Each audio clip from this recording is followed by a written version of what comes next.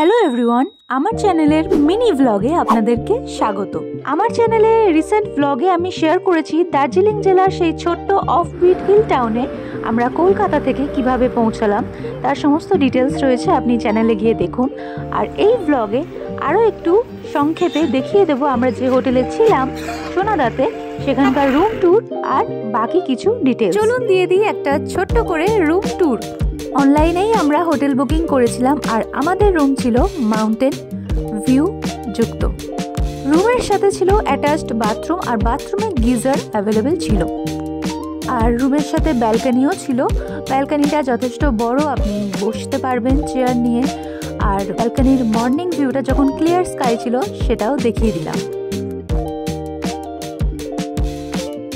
আরও সুন্দর একটা ব্যাপার হলো হিমালয়ান রেলওয়েজের টয় ট্রেনটা, মানে দার্জিলিং টয় ট্রেনটা হোটেলের সামনে দিয়েই যায়।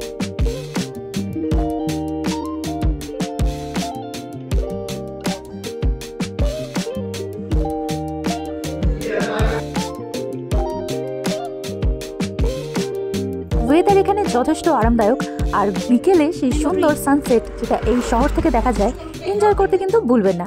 ডেসক্রিপশন বক্সে ফুল ব্লগের লিঙ্ক দিয়ে দিচ্ছি, সেখানে গিয়ে একবার দেখুন কত সুন্দর সানসেট দেখা যায় এই সোনাদা হিল টাউন থেকে।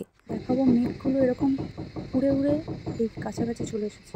এগুলো কিন্তু মেঘ, পুরো এই বাড়িগুলো মেঘে ঢেকে গেছে।